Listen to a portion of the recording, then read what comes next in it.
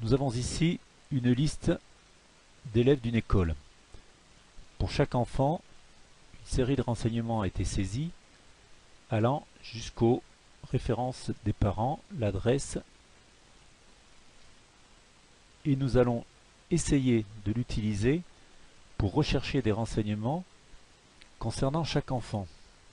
Mais nous allons faire en sorte de pouvoir faire défiler ces renseignements sans perdre de vue le nom des enfants. Nous nous rendons dans le menu affichage et dans la partie fenêtre. Comme nous voulons avoir en permanence sous les yeux le nom et le prénom de chaque enfant, je me positionne sur la troisième cellule qui est date de naissance. Et là, je fractionne. Nous voyons apparaître une ligne verticale qui sépare notre feuille en deux parties. D'un côté, les noms et les prénoms, de l'autre côté, les autres renseignements. En bas, des barres de défilement permettant de faire circuler les renseignements. À partir de là, je peux effectivement, pour un même enfant, voir passer tous les renseignements le concernant sans que son nom et son prénom ne disparaissent de ma vue. La ligne verticale qui sépare les deux parties du classeur peut être déplacée. Si par exemple on ne veut plus avoir les prénoms mais qu'on veuille seulement avoir les noms, on se positionne sur cette ligne et avec le bouton gauche enfoncé, on la déplace. Le déplacement peut se faire également à droite. Cela c'est selon le résultat qu'on va obtenir à l'écran. Dans le cas présent, les noms apparaissent et je peux faire défiler tout le reste de la feuille.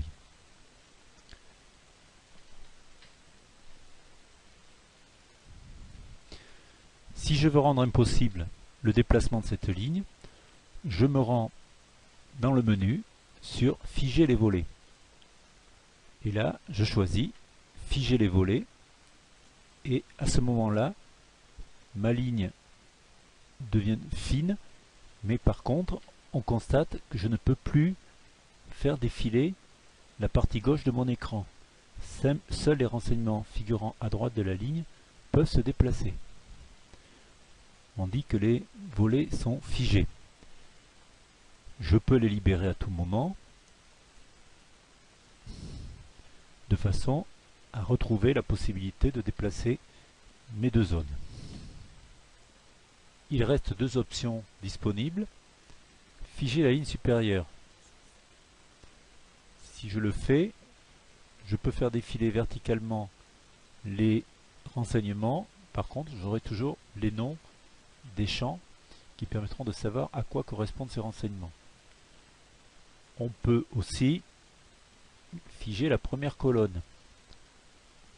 C'est-à-dire que là, ce sont les noms des enfants qui seront bloqués.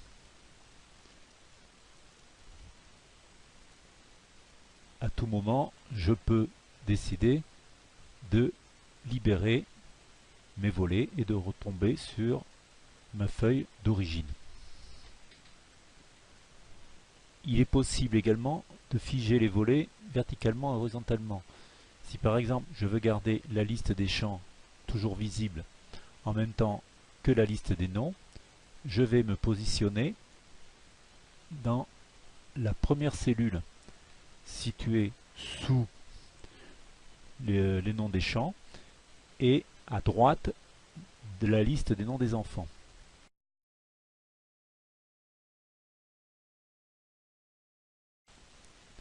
À ce moment-là, je fractionne et je vais même figer les volets. Ce qui veut dire que si je fais défiler horizontalement, j'aurai toujours les noms des enfants qui s'afficheront. Et si je fais défiler verticalement,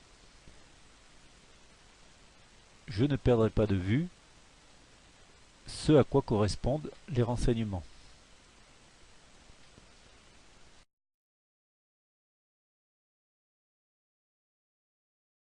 Il existe plusieurs façons d'afficher un document en plusieurs exemplaires.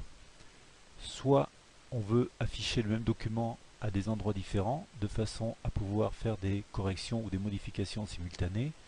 Dans ce cas, on utilise l'option Nouvelle fenêtre.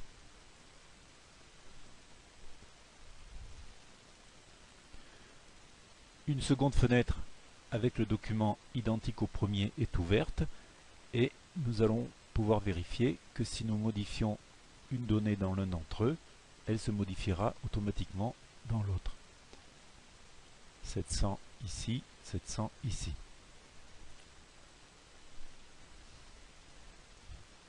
Pour pouvoir comparer deux classeurs ou deux feuilles différentes, il va être également possible de les afficher simultanément à l'écran. Nous allons prendre l'exemple des deux classeurs suivants et nous allons voir comment procéder à leur comparaison en réorganisant les fenêtres. Nous allons prendre Réorganiser et nous avons plusieurs options. Mosaïque, les feuilles sont côte à côte. S'il y en avait d'autres, elles seraient dessous exactement comme dans une mosaïque. Horizontalement,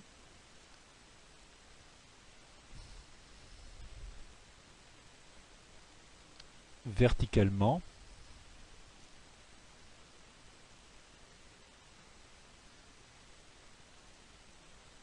en cascade, on voit qu'il y a un léger décalage entre les deux feuilles.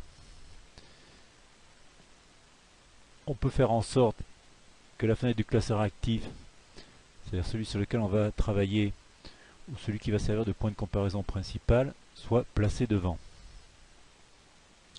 Enfin, il reste l'option côte à côte, qui va, comme son nom l'indique, placer les deux feuilles, les deux classeurs côte à côte, et qui propose une option défilement synchrone, c'est-à-dire que dès que je vais faire bouger une des feuilles, l'autre se déplacera également.